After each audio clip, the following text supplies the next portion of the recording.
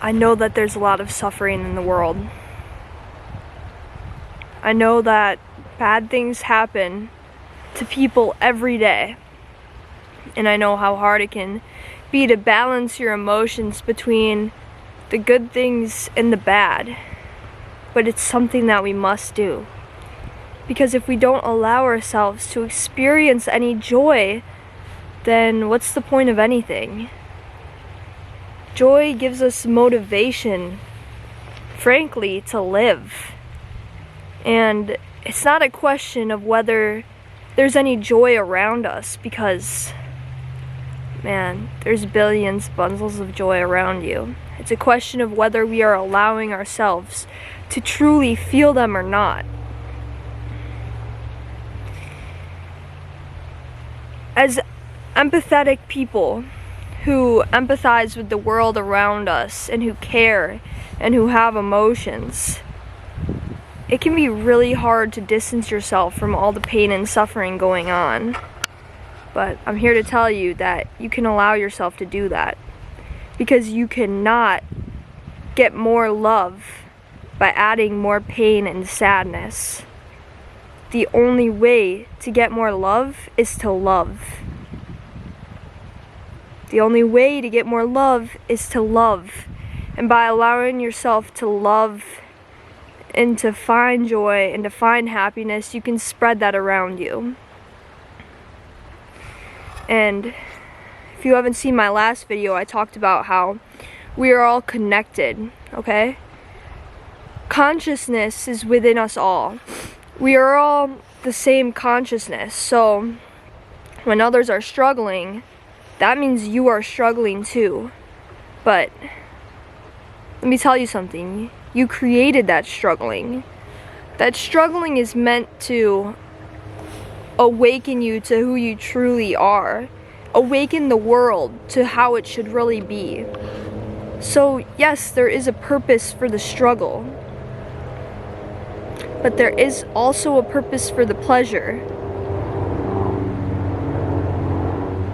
You can't allow yourself to get caught up in the struggle 24 hours of the day, because then that's all you're gonna feel, and you're gonna have no more motivation to even save it. Okay, my camera just died. But how do we actually allow ourselves to experience joy? How do we actually break free from all the suffering? Well, one way to do that is to realize that it's all collectively happening for you. All of the suffering, even if you're not experiencing it, you're the one who's creating the suffering, and you're the one who's experiencing it, and you're the one who's getting the growth and the benefits from it. Even if it's not you as a human experiencing it, when the collective experiences something, it changes all of us. Also need to realize that it is such a disservice to let all of this beauty around us go to waste. This morning, I woke up and I've been feeling a little down recently. I think it's the winter. I really miss the sun. Maybe hormones, who knows, but I was just feeling like a little down, like a little bit apathetic.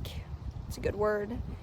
And I woke up this morning and, okay, so when I was younger, I used to have really bad anxiety about like chronic diseases like cancer and like brain tumors and stuff. So I got scared for a second that I had pancreatic cancer because I was a little backed up.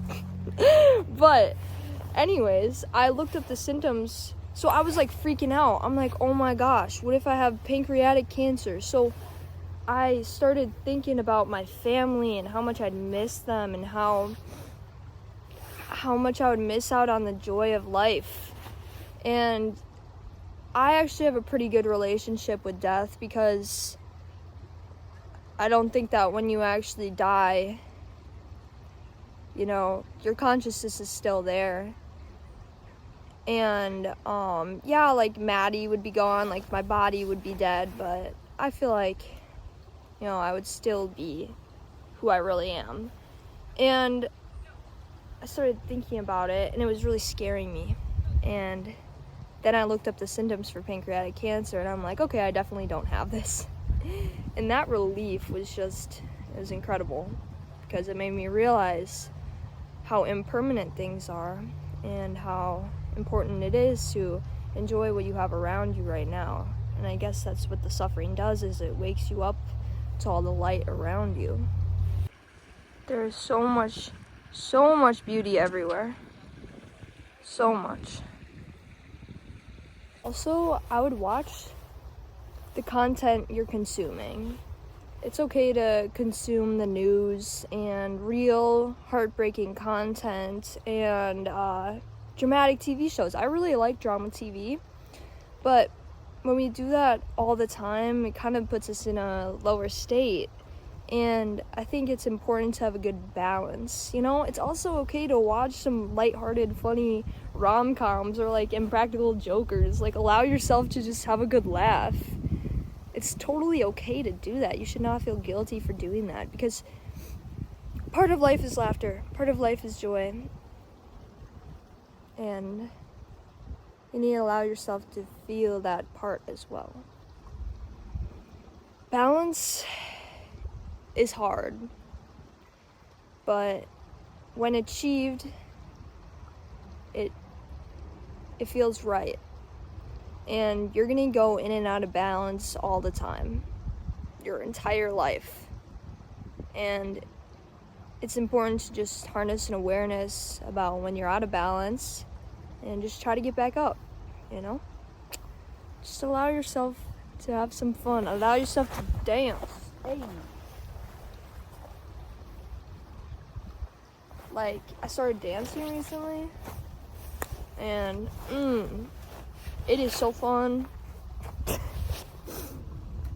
Okay. Anyway, this is kind of a really random video. It's not too philosophical, but I hope it could help someone. Just a reminder out there, it's okay to have some fun, you know? Fun doesn't harm anyone. Unless it does, then don't do it. And, you know, fun that is non-harmful to yourself, like laughter and dancing and dancing, I don't know. Fun that is non-harmful is perfectly okay. You don't have to be so serious all the time and so sad, because there are so many reasons to be sad, but there are so many reasons to be happy, and that is the juxtaposition of life. And, you know, your whole life you're going to be trying to make peace with that.